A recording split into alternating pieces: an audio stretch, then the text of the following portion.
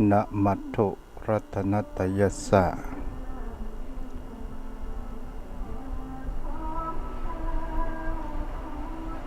นะมัตถุรัตนัตยัสสะขอยกมือ10 นิ้วถวายความนอบน้อมแต่องค์สมเด็จพระสัมมาสัมพุทธเจ้านะมัตถุรัตนัตยัสสะขอยกมือ10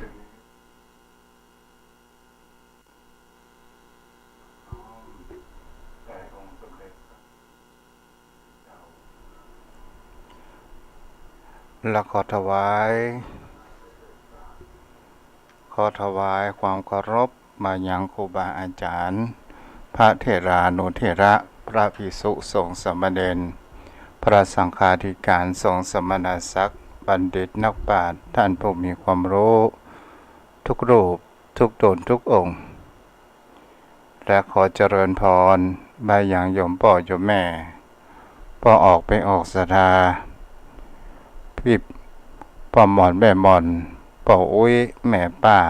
ปีป้าน้าอาท่านผู้ฟังผู้มีบุญทุกท่านที่ติดตามรับฟังธรรมะจำแรงทางสถานีวิทยุเพื่อการศึกษาพระพุทธศาสนาและวัฒนธรรม104.5 เมกะเฮิรตซ์ออกจากห้องส่งวัดไผ่หินตำบลสุเทพอำเภอเมืองจังหวัดเชียงใหม่โดยความเมตตาธรรมของท่านอาจารย์พระครูสมุวิศวัตรผู้อำนวยการสถานีวิทยุเจ้าอาวาสวัดไผ่หินโดยความเคารพมาณโอกาสนี้และแหมสถานีหนึ่งนั้นก็คือสถานีคลื่นธรรมะสีขาวชาวประชาโดยการนำของท่านอาจารย์พระครูอภิวัตรวัฒนวิกรมเจ้าอาวาสปากทางเจริญที่ได้เป็นในแม่ข่ายเครือข่ายส่งลิงก์สัญญาณไปยังทุกที่ต่างจังหวัดต่างอำเภอ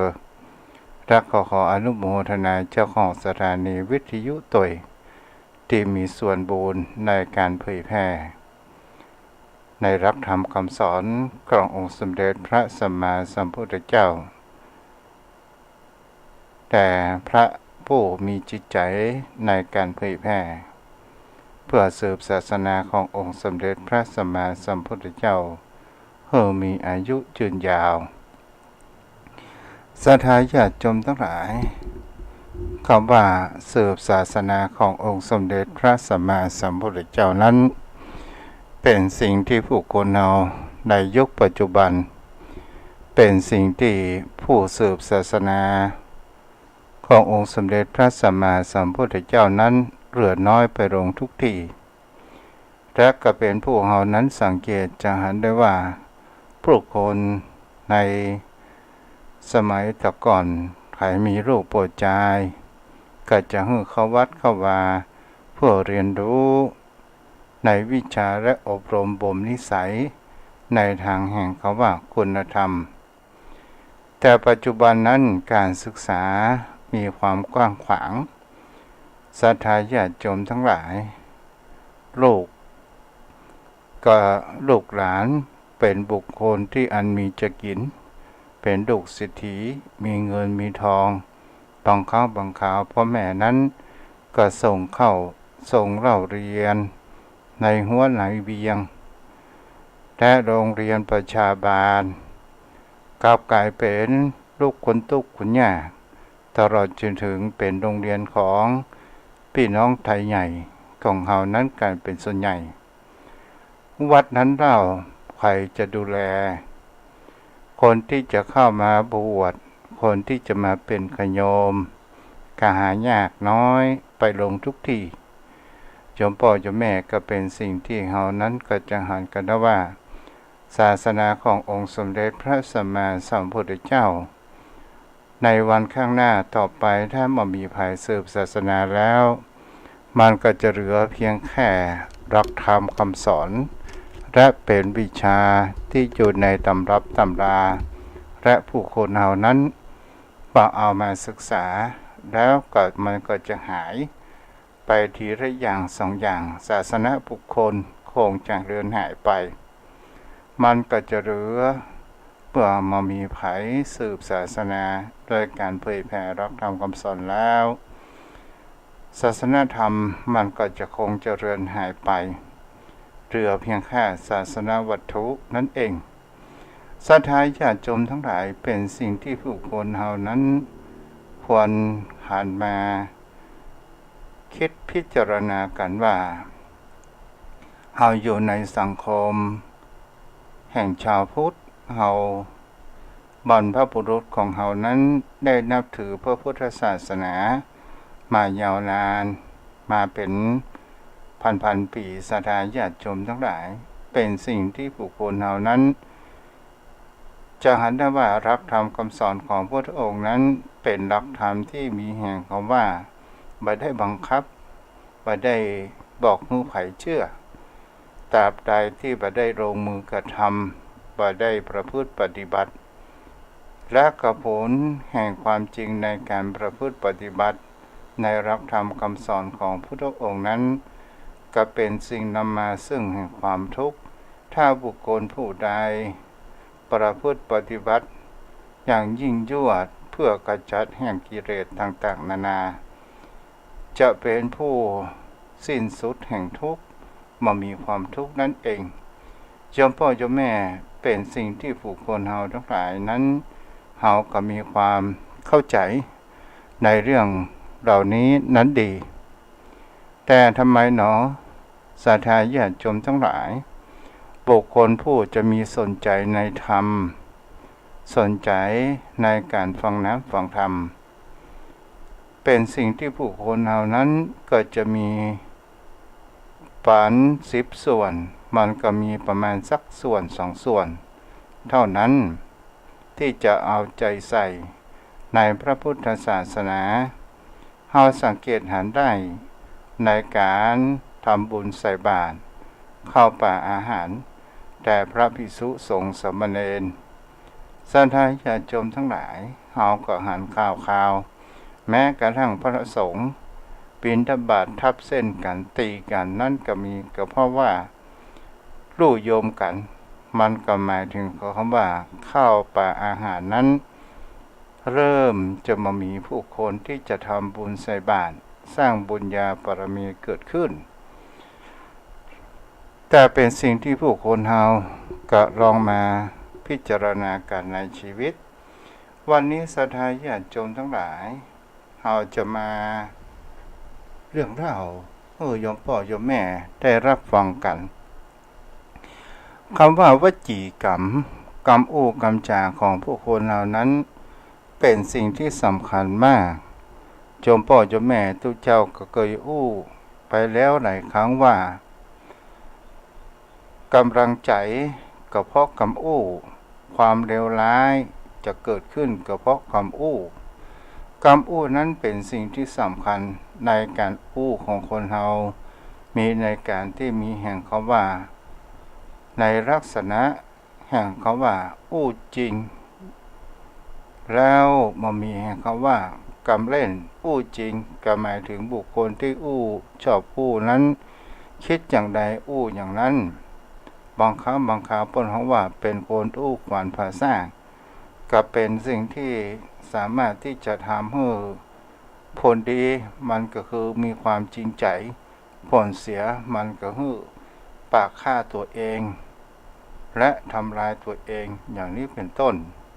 แต่การอู้กันจาที่จะเป็นทำให้มิตรเกิดขึ้นให้กำลังใจก็คืออู้สิ่งที่มันเป็นความคิดสิ่งที่มันมีแห่งความจริงสิ่งที่มันอู้ควรที่จะอู้ในถูกกาลเทศะในการทำนองวันนี้ศรัทธาญาติโยมทั้งหลายตัวเจ้าก็จะมีเรื่องเล่ามีครอบครัวอยู่หันครอบครัวหนึ่งครอบครัวนี้เป็นมีลูกสาวผู้อันมีแห่งความว่าสวยงามกำลังเรียนศรัทธาญาติโยมทั้งหลายจนมัธยมเมื่อความเป็นอยู่มัธยมก็เป็นรัก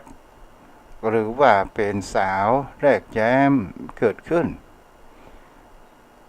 แล้วก็ลูกสาวคนนี้ชื่อว่าเรียมศรัทธาญาติโยมทั้งหลายเพราะว่าพ่อแม่นั้นคงจะดูละครเรื่อง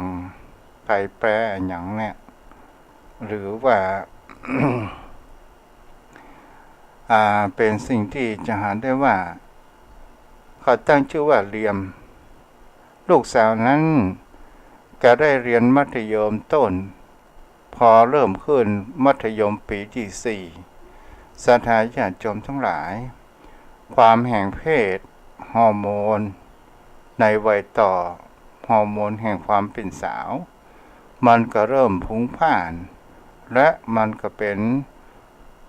ผู้มีแห่งความว่าสวยงามเรียมนี้ก็มีความรักชอบนายพอใจรุ่นพี่ซึ่งอยู่มัธยมปีที่6ชื่อว่าต้องศรัทธาญาติโยมทั้งหลายถ้ากระทบภัยขออภัยไว้ด้วยในเรื่องนี้เป็นสิ่งที่จะได้ว่าความผูกพันความใกล้ชิดมันก็ก่อให้เกิดแห่งความรักในความใคร่และเป็นสิ่งที่เราจะหันได้ว่าเมื่อแห่งคำว่าเป็นวัยแห่งความเป็นละอ่อนโดยการรักสนุกสนานและมามีความป้องกันนั้นเกิดขึ้นก็ก่อให้เกิดเรียมนั้นตั้งท้องศรัทธาญาติโยมทั้งหลายเมื่อเรียมตั้งท้องยังพ่อแม่และป้าของตัวเองนั้นก็รู้เกิดขึ้นศรัทธาญาติโยมทั้งหลายวันเวลาผ่านไปทางฝ่ายพ่อฝ่ายแม่ก็บอกว่าลูกบ่ต้องไปเรียนออกมาเลยอยู่กับบ้านกับจองก็หมายถึงเขาว่าเรียมนี้อยู่แต่อย่างบ้านมาออกไปที่ไหนวันเวลาผ่านไปพอถึงลูกครรภ์นั้นมีอายุประมาณสัก8 เดือนใกล้จะคลอดศรัทธาญาติโยมทั้งหลายต่างพ่อต่างแม่นั้นการแลงหันประการเช่นนั้นก็กว่าเจ้าบ้านหูและกว่าเจ้าบ้านนั้นเอาไปนินทาว่าร้ายต่างๆนานานั้นเกิดขึ้นบังเอิญป้านั้นก็เป็นคนที่เป็นหมอตำแยที่ทำคลอดและก็เป็นสิ่งที่จะหันได้ว่าเมื่อเรียมนั้นอายุคันแก่มีความเจ็บ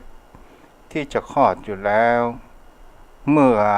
ป้าของตัวเองได้ทำคลอดอย่างเสร็จสับเรียบร้อยทางฝ่ายพ่อฝ่ายแม่ก็ได้ทางพ่อทางแม่นั้นก็เอาลูกไปให้เรียมและก็โดยการที่ว่าต่างพ่อแม่หันว่ามีบ่าว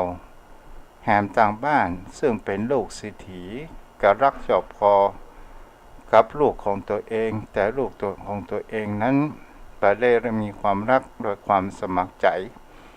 ศรัทธาญาติโยมทั้งหลายพ่อแม่ทั้งสองก็บอกว่าลูกที่เกิดมานี้จะเอาเป็นชื่อเอามาเป็นลูกของตัวเองถือว่าเป็นลูกหลงศรัทธาญาติโยมทั้งหลายแต่จะฮื้อผ้าผู้อยู่ทางเหนือก็คือทางเชียงรายศรัทธาญาติโยมทั้งหลายเป็นผู้นำไปเลี้ยงในความรักของแม่มีกับลูกเป็นสิ่งที่พลาดพลาดกันนั้นพาได้ศรัทธาญาติโยมทั้งหลายเรียมนั้นก็บอกกับพ่อกับแม่ว่าจะเอาลูกของหนูไปแล้วหนูจะเลี้ยงเองทางฝ่ายพ่อฝ่ายแม่นั้นมึงจะเลี้ยงนี่หยังแซะหน้าป่าปอกะเลี้ยงบอกกลัวเปิ้นหูกะไปต่างๆนานานั้นเกิดขึ้นโดยกรรมอู้กรรมจ๋าเป็นสิ่งที่จะหันได้ว่านี่ล่ะพอละเป็นตุกกับไอ้ม่านหัวโขนเนี่ยจนทำให้ต้องเนี่ยเงี้ยก็ประจบเงี้ยหนังสือก็ประจบโตดไปต่างๆนานาเกิดขึ้นศรัทธาญาติโยมทั้งหลายเตรียมนั้นก็ยอมรับความผิดโดยสดุดีแต่เตรียมขอเพียงแค่ว่า อย่าเอาลูกหนูไปหนูจะเลี้ยงเองเกิดขึ้นสถานญาติโยมทั้งหลายต่างฝ่ายพ่อฝ่ายแม่ป้าก็บอกว่าบ่ต้องเป็นห่วงป้าจะเลี้ยงเหมือนลูกของตัวเองแต่ทางฝ่ายหญิงแม่หญิงนั้นในเมื่อแห่งของมามีความอกหักจากปวดใจที่ได้ทอดทิ้งตัวเองและก็เป็นสิ่งที่จะหันได้ว่าเขาก็จะพากลูกจากตัวเองไปศรัทธาญาติโยมทั้งหลายเมื่อตกลงกันประมาณเช่นนั้นตกลงกันมาได้เรียมนั้นให้อ้อนวอนอย่างใดก็ถามทางฝ่ายป้าพ่อแม่ก็ไม่ยอมที่จะฮื้อลูกของฮื้อกับเรียมเกิดขึ้นเรียมนั้นก็ได้ร่นเข้าห้องล็อกประตูศรัทธาญาติโยมทั้งหลายด้วยความร้องไห้สะอึกสะอื้นทางฝ่ายพ่อฝ่ายแม่นั้นกับป้าก็ได้อุ้มละอ่อนนั้นออกมาศรัทธาญาติโยมทั้งหลายพอเวลาสักครู่หนึ่งป้ากำลังจะลงขั้นใดหรือบันไดได้ยินเสียงกระร่มตุ่มต่ำจากในห้องของเรียมศรัทธาญาติโยมทั้งหลายฝ่ายพ่อฝ่ายแม่นั้นก็สะดุ้งป้าก็สะดุ้งเกิดขึ้นอย่างเกิดขึ้นกันแน่ไปเคาะประตูแต่เรียมก็ใส่ก่อนไว้และก็เป็นสิ่งที่จะเห็นว่าพ่อนั้นพยายามที่จะงัดอย่างประตูใช้เวลาประมาณเกือบชั่วโมงเมื่องัดประตูไปแล้วจะพอดีหาลูกของตัวเองแขวนคออยู่บนคือศรัทธาญาติโยมทั้งหลายก็สร้างแห่งความปวดร้าวแห่งจิตแห่งใจของพ่อแม่นั้นเกิดขึ้นก็ได้การที่พ่อแม่นั้นก็รักลูกแก้เป็นแก้วตาดวงใจเช่นเดียวกันและก็เป็นสิ่งที่จะเห็นว่าพ่อนั้นก็เริ่มมีแห่งของเขาว่า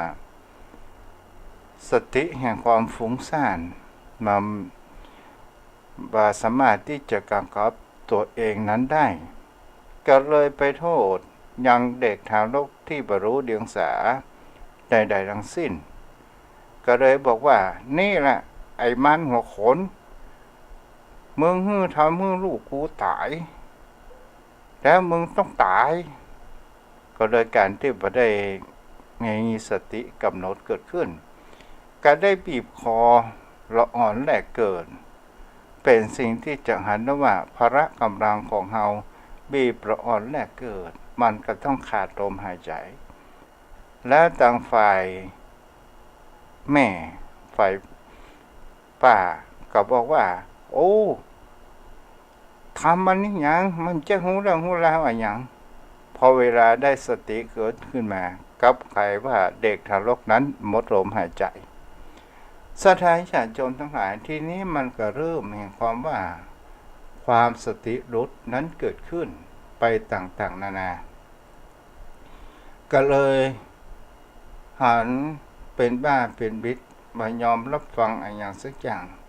แล้วทีนี้ก็ไปเปรียบปืนซึ่งอยู่เป็นประจำของไว้ในกับบ้านแล้วก็ได้เกิดแห่งของเขาว่าในเมื่อลูกก็ตายหลานก็ตายแม่มันก็จะต้องตายยิง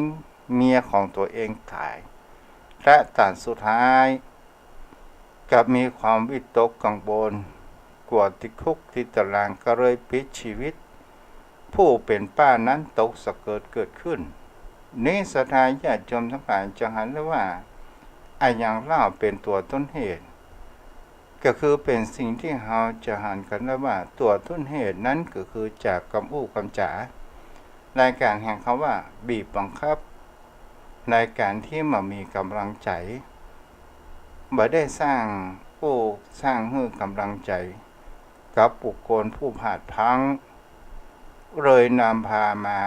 ปิดชีวิต4 ศพนั่นเองอันนี้ก็คือกำอู้กำจ๋าศรัทธาญาติโยมทั้งหลาย ฉะนั้นเราก็ระมัดระวังในสิ่งที่เป็นกำอู้กำจาของผู้คนเฮาโยมพ่อโยมแม่วันนี้ตนตัวทุกเจ้าก็ได้เตรียมเรื่องแห่งคำว่าความคิดเป็นความคิดเป็นสิ่งที่ผู้คนเฮาจะเห็นได้ว่าความคิดหรือว่าความปรุงแต่งหรือสัญญาต่าง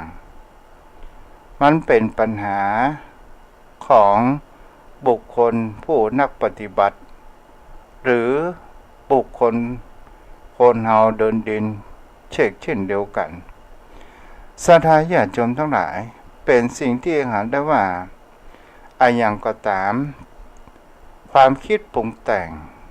ที่เฮาว่าสังขารในขันธ์ทั้งห้ามันเป็นตัวที่มีความคิดปรุงแต่ง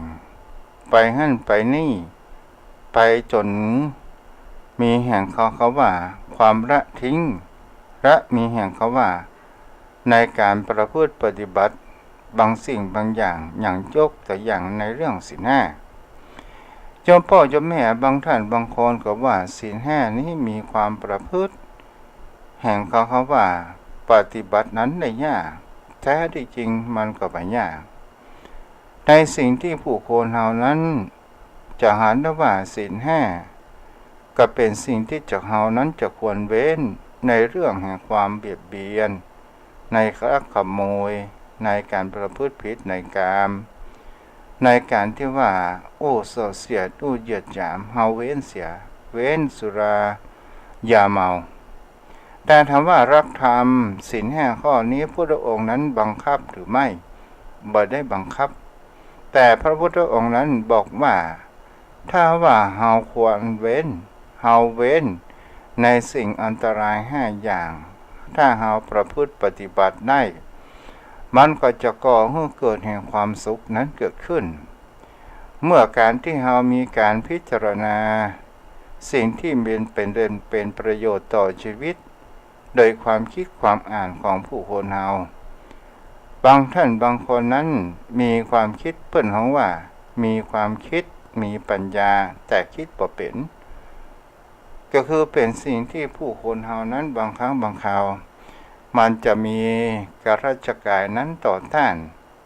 เป็นสิ่งที่ผู้คนเฮานั้นจะเห็นได้ว่าสิ่งที่มันมาเข้ามาทางอายตนะภายในและภายนอกเข้ามากระทบกันมันก็ก่อให้เกิดแห่งความคิดบ่เป็นและก็บ่สามารถที่จะมีแห่งเขาว่ามีความฉลาดมีปัญญานั้นเกิดขึ้นได้คำว่าคิดบ่เป็นนี้บ่เจ้าว่ามามีบ่เจ้าว่าบ่ฉลาดในทางด้านเรื่อง IQ ต่างๆนานาแต่การรู้จักใช้ความคิดในสิ่งที่อันเป็นสมควรบ่ใช่ว่าใช้ความคิดในสิ่งที่บ่สมควรในการความคิดความอ่านของผู้คนเหล่านั้นต้องรู้ในเรื่องกาลเทศะในการที่เฮาจัดระบบแห่งความคิดของเฮาคิดเป็นคิดผูกคิดอย่างมีเหตุอย่างมีผลคิดอย่างบ่มีแห่งเขาว่าอคติบ่มีแห่งเขาว่าความลำเอียงแต่ถ้าว่าเฮาปล่อยความคิดของความลำเอียงเข้ามาครอบงำในเวลาที่เฮาใช้ความคิดก็จะอยู่เป็นสิ่งที่เฮาจะเห็นได้ว่า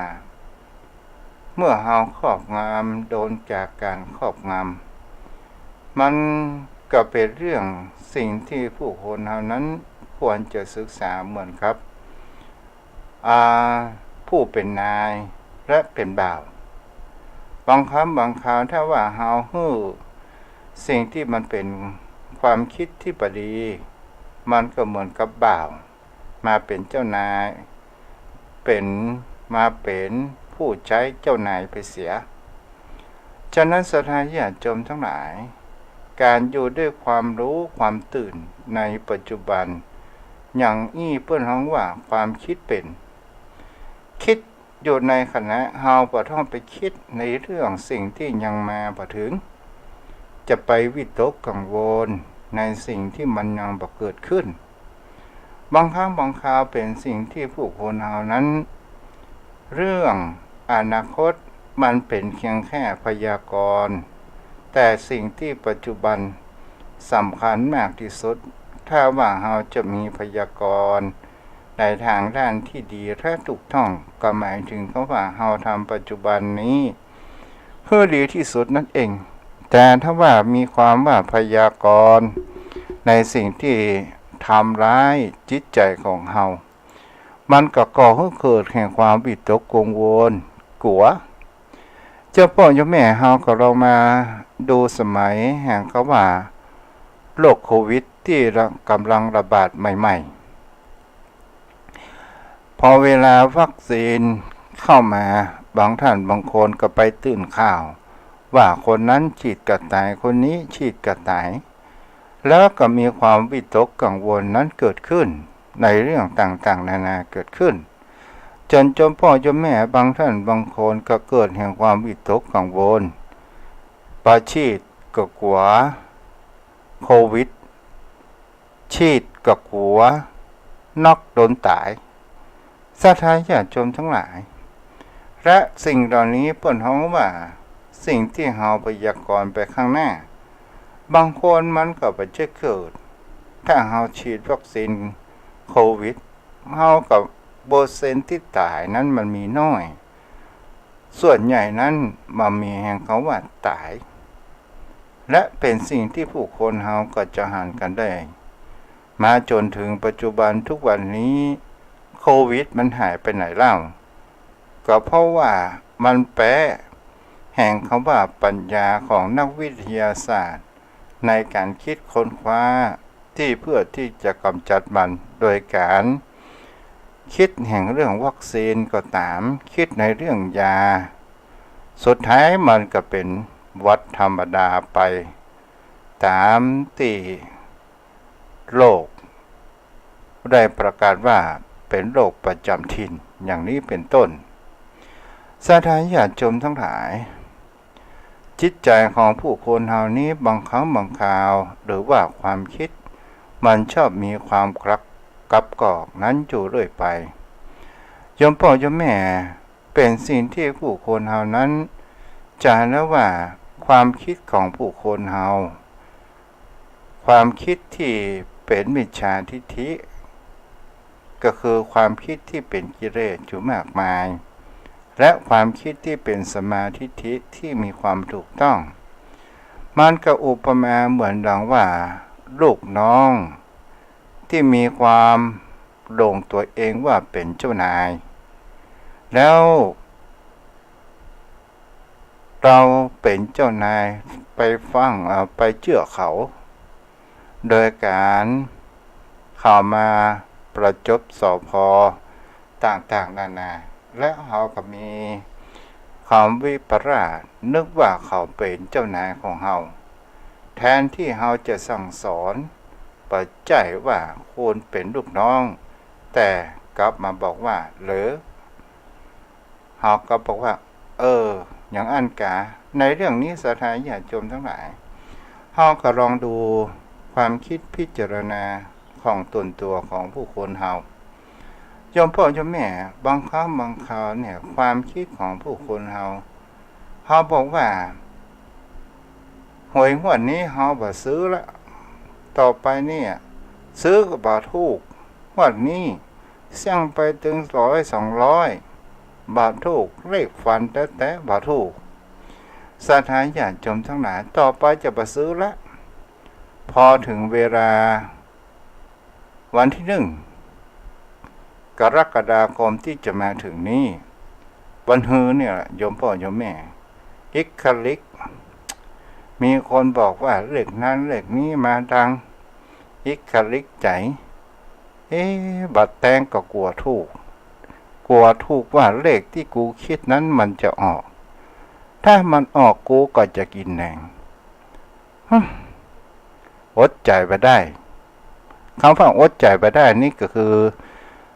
ผู้เป็นลูกน้องแล้วก็บอกว่าเอาแตงไปแหมสัก200ป่ะสาธารณญาติโยมทั้งหลายนี่แหละเพิ่นฮ้องว่าลูกน้อง มาประโลมเจ้านายก็คือมาประโลมความคิดของตัวเองคอยถามไปจากก่อนเฮามีสติว่าเฮาจะไปซื้อเฮาหลับแล้วแต่เมื่อมันถึงเวลาสติมันหายไปไหนเล่ามันเหลือเพียงแค่ความโลภเกิดขึ้นมาแล้วความโลภเป็นเจ้านายสติไปเสียก็เลยเป็นสิ่งที่จะหันได้ว่าความโลภในความที่มีแห่งความคิดว่าถ้ามันออกมากูจะได้มีสตางค์แต่รู้ทั้งรู้100%ที่จะโดนถูกนอกศรัทธาญาติโยมทั้งหลายมี99%ที่เราจะได้เพียงแค่1%ต้องหันรู้ทั้งรู้เหมือนกันแต่เราก็แต่งกันอยู่เราก็เล่นกันเพราะว่าอย่างเพราะว่าเรานั้นหวังยิ่งถูกสักหวัดใหญ่ๆสักเตื้อนึงและกันทีนี้จะหาได้ว่าเมื่อมันมีความหวังแล้วอยากจะได้เพิ่มความตัณหาของคนเรานั้นมันเพิ่มขึ้นความโลภมันเริ่มเพิ่มขึ้นศรัทธาญาติโยมทั้งหลายเมื่อแต่ก่อนนี่แต่ง500ถูกหัวใต้ได้แสนหลายอีเนาะเอาไปเอามาหัวต่อไปเขาแต่ง1,000 2,000 เพราะว่าความโลภของเราอยากจะได้ตอนสุดท้ายทูลเทินไอ้อย่างนั้นกับติดหนี้กันไปเสียหมดเพราะไอ้อย่างเล่าเพราะว่าเปิดห้องว่าสติของเราความคิดของเรากลับกลายเป็นลูกน้องแห่งความโลภไปเสียนี่โยมพ่อโยมแม่คงจะเข้าใจฉะนั้นเป็นสิ่งที่ผู้คนเฮานั้นความคิดต่างๆนานาเพื่อเฮานั้นมีความรู้จักแห่งคำว่าการกองแห่งความคิดค่อยๆฝึกความคิดของเฮาและก็พัฒนาคุณภาพแห่งความคิดอย่างมีเหตุมีผลสิ่งที่คนเฮาในเรื่องความคิดนั้นควรระมัดระวังมากที่สุดนั้นก็คืออารมณ์ที่มันบดีจะไปได้ให้มันมาครอบงำอารมณ์ที่มันบดีอารมณ์โกรธอารมณ์โลภและอารมณ์หลงอารมณ์แห่งอิจฉาริษยาต่างๆนานาและเป็นสิ่งที่ผู้คนเฮาจะหันแห่งประการหนึ่งว่าอารมณ์บางครั้งบางคราวเนี่ยมันอยู่เหนือสติอยู่เหนือปัญญาอยู่เหนือความคิดของเฮามันจะมาหันหน้าป่อหน้าแม่หน้าพี่หน้าน้องหน้าเปื่อนมิตรสหายกัลยาณมิตรต่างๆมันจะเอาอย่างเดียวอย่างมามีเหตุผลต่างๆนานานั้นเกิดขึ้นรู้ทั้งรู้ว่าบางสิ่งบางอย่างเป็นสิ่งที่ผู้คนเฮาบ่สามารถที่จะเอาไปตัวได้ใน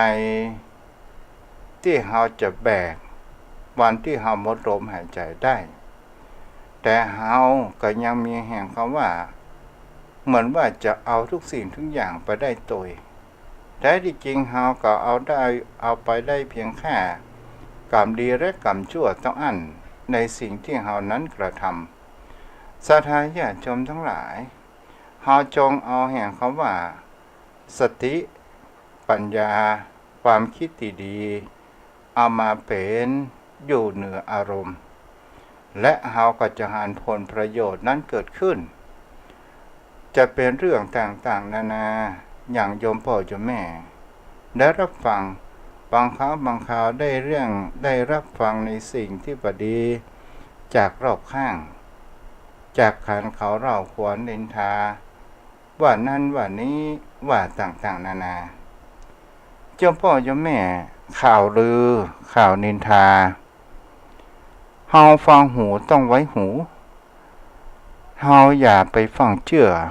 ไปเสียทุกเรื่องสิ่งใดก็ตามสิ่งที่มันบ่มีความจริงมันจะก่อเกิดให้เกิดแห่งคำว่าเป็นวจีกรรมกรรมอู้กรรมจาของผู้คนเฮากรรมอู้กรรมจาของผู้คนเฮามาจากไหนเล่ามันก็มาจากความคิดของผู้คนเฮาถ้าว่ามันมีอารมณ์ในการที่เข้ามาครอบงำด้วยความโกรธ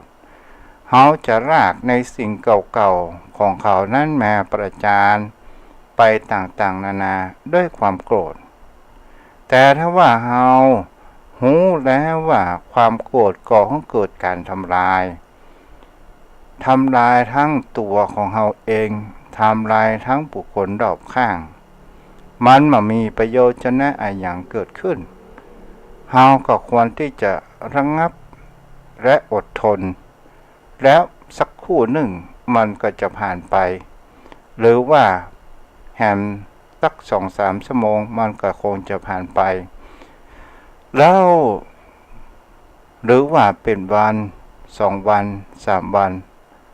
มันก็จะต้องผ่านไปได้เวลาหนึ่งคนเฮาบ่จะว่า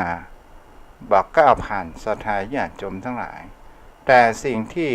ตัวอันตรายมากที่สุดก็คือตัวครอบงำอย่างกับเรียมเนี่ยสถานญาติโยมทั้งหลายที่เราไปตะกี้นี้จานะว่าเรียมนั้นโดนอารมณ์แห่งความหลงเข้ามาครอบงำเกิดขึ้น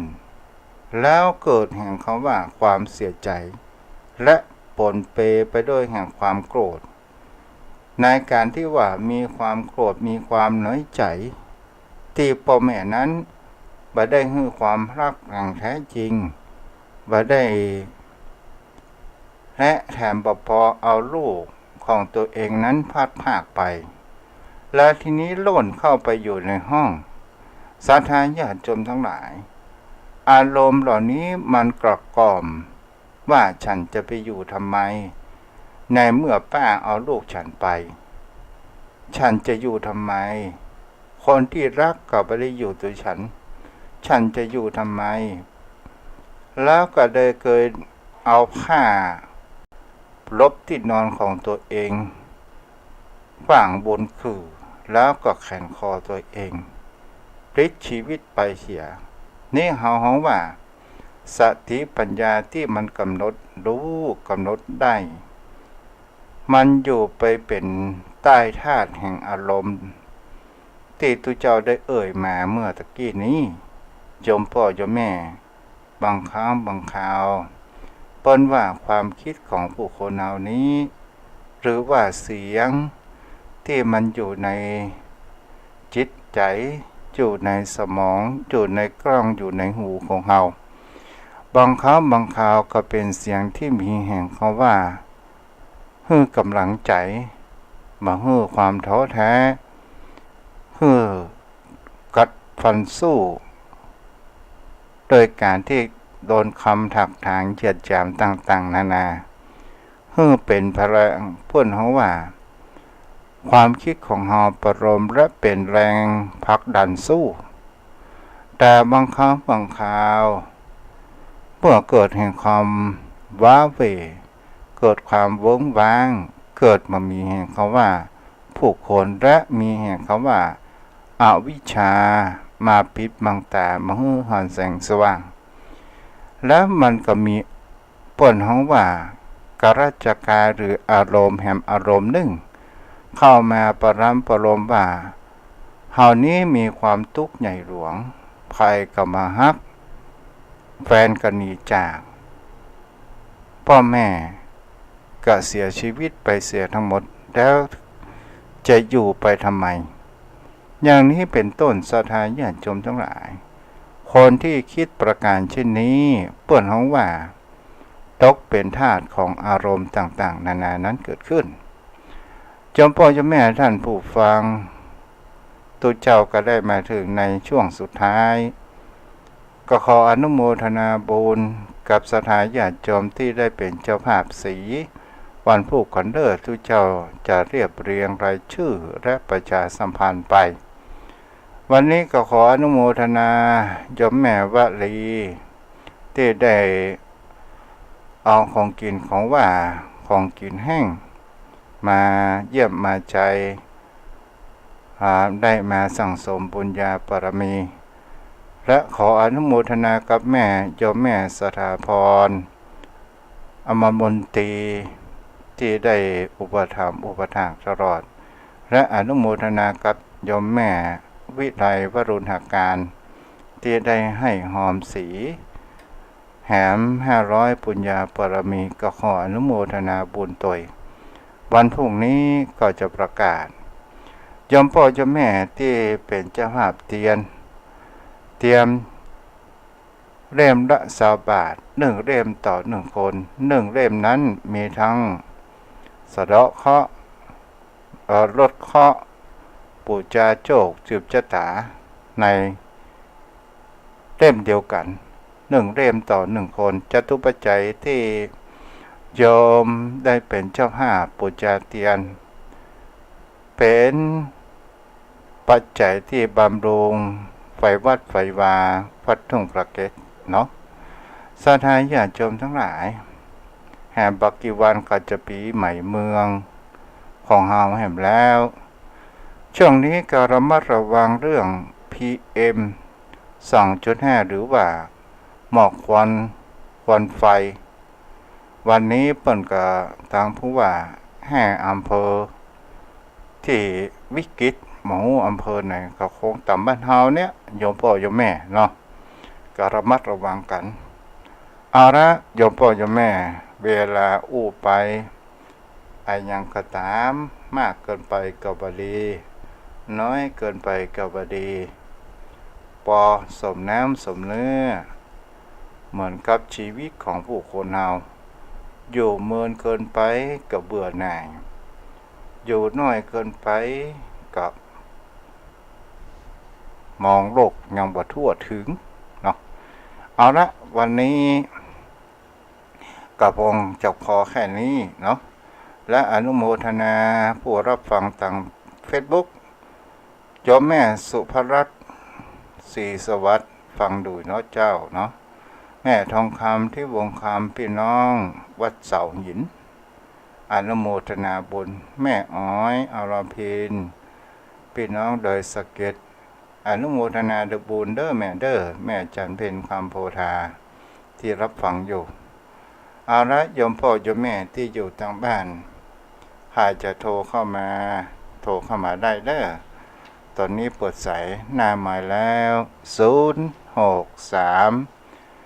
163 9950วันที่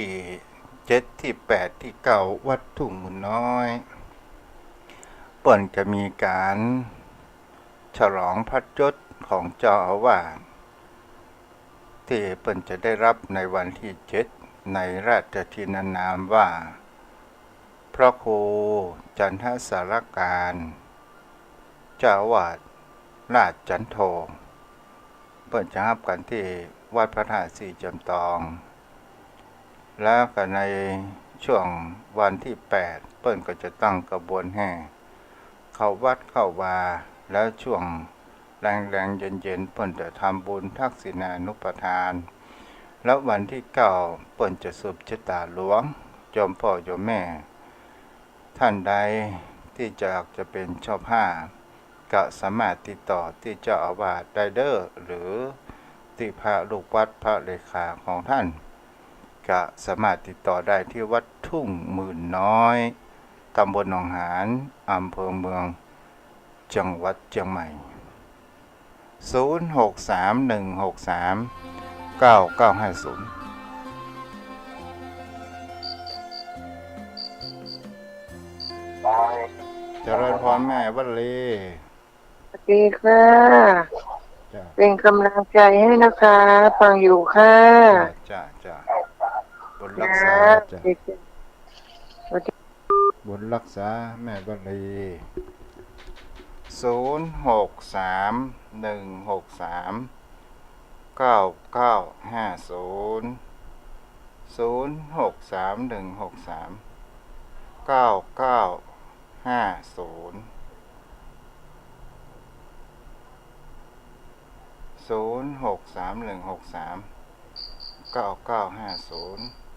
เจริญพรแม่บัวบุญสาธุเจ้าตะคืนแม่กินยาแก้แพ้อาการนั่นรับโอ้ตู้กำลังเทศจบพอดีได้ใบผ้าตัวอยู่อ๋อดีกับไหว้พระเป็นได้ร้องนอนรับฝันดีก่อนเจ้าดีด้านตะกี้ตายทั้ง3 ศพกะ4ของกัน4กะเอาเราโยมแม่เอาตังค์ไหนมาออกสมาชิกน่ะโอ้ตีง่ายตีสอนคนมีคนเลอะตายไม่สมมติแก้มาลุ้นนักอ่ะเนาะก็น่ากะวันนี้ยังเกินแม่นั่งใส่กระดุมเสื้ออย่าฟังท่านว่าตะกี้ได้อู้ตุเจ้าลำปางเหตุกรรมอย่าเนี่ยถ้ามันฟังตุเจ้าตรงประเกศเทศมันตายเนาะอย่างไรแม่มันบอกฟังลูกสาธุแม่กำลังใจเนอะจ้าครอบครัวตะกี้ถ้าฟังเต็ดตุเจ้าอ่ะถ้าฟังกะถ้าฟังเนี่ยมันถึงบัดตายอย่างแม่เนี่ยเจ้าบุญรักษาเจ้าปลูกเขียวแต่พ่องเล่นพ่องเนาะ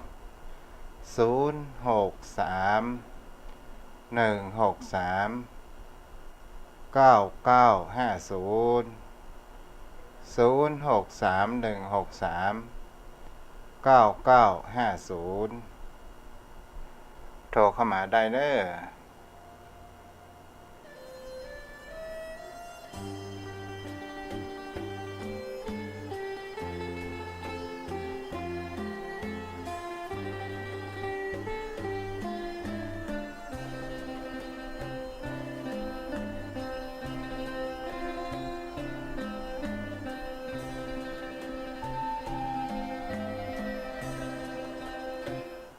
ดับปิ้งเย็นบ่อยพี่น้องขึ้นสีขามีตั้งได้พ่อนานสาวรรค์พ่อนานสายันบ่มีไผกับแม่สนทนาธรรมกำเด้อ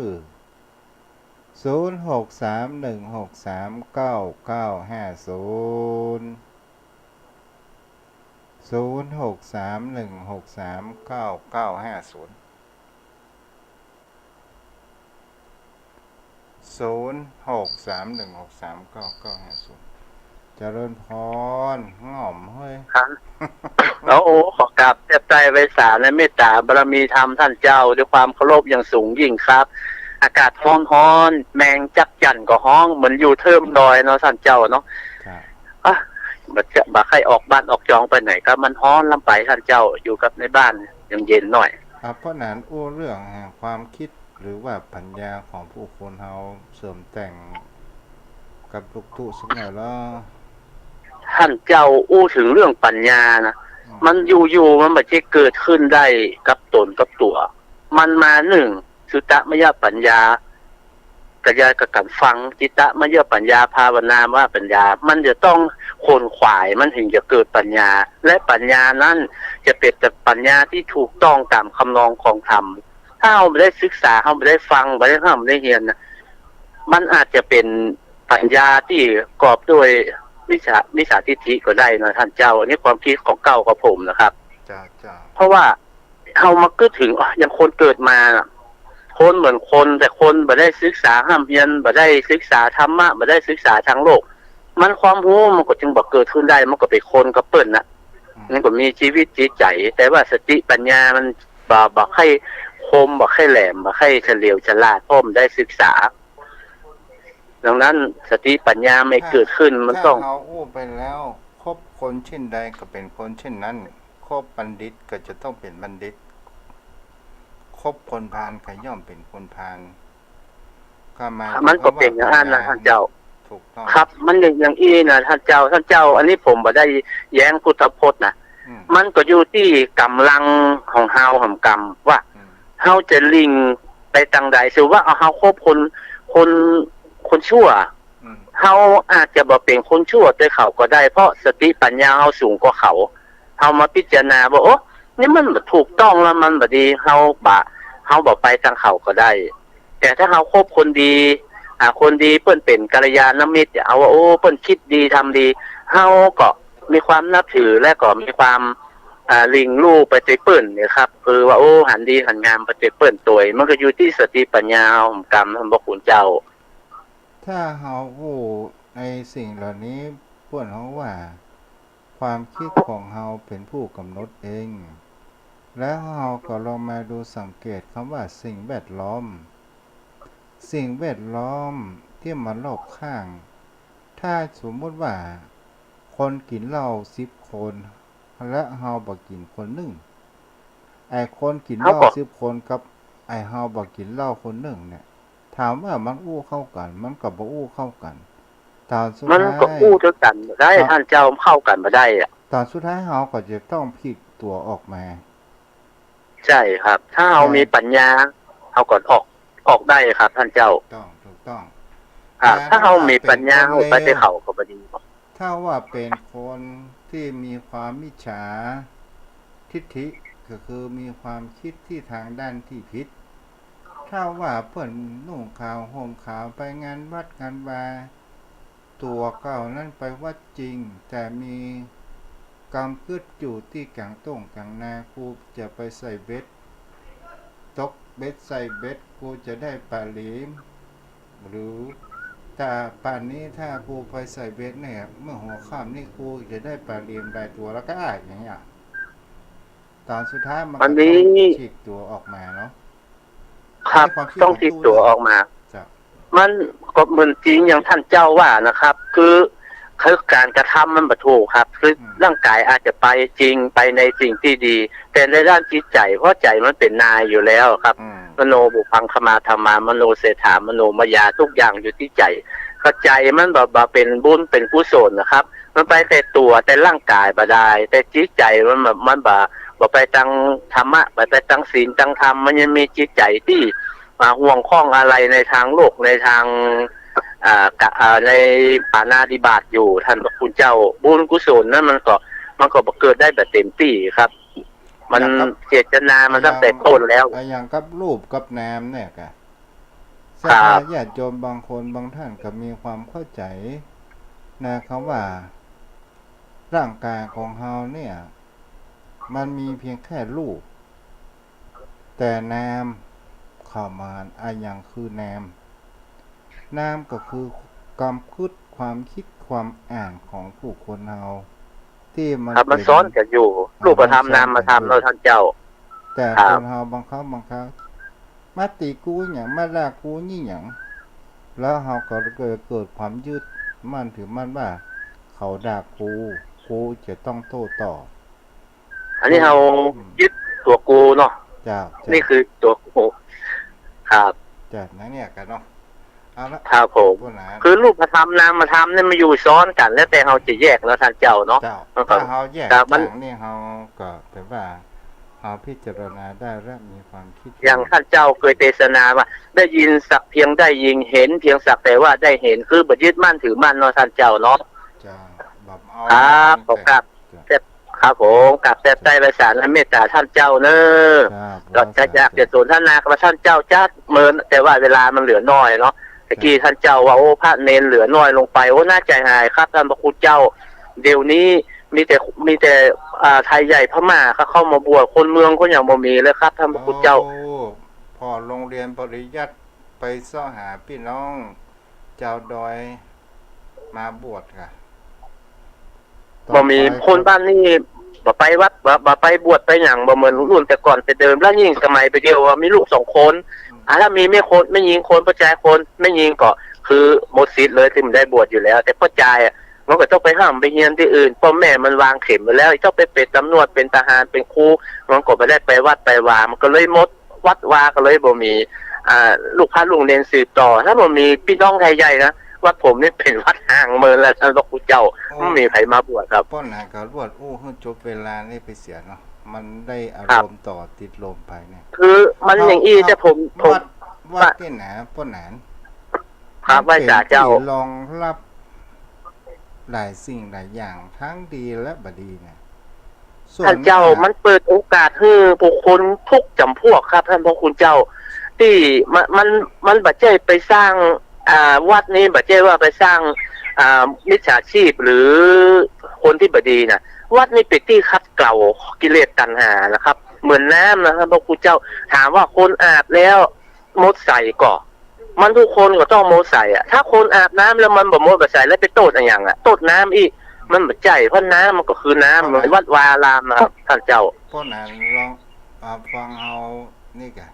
เฮาลองข ว่า อ ไม่ ถ้า จ๋า ว่าคนที่จะมาบวชน่ะ1ลูกกำพร้า2 ครับไม่จ๋า จน ครับ 3ลึกหลืนลึกหลืนนี่ไปอยู่กับวัดไปอยู่กับทุกเจ้าไปเนี่ย3คนขี้ค้าน4คนขี้ค้าน อ๋อท่านพระคุณ 5 คน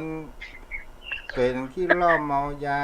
เพื่อบวชมาเพื่อจะตัดวงจรเหีย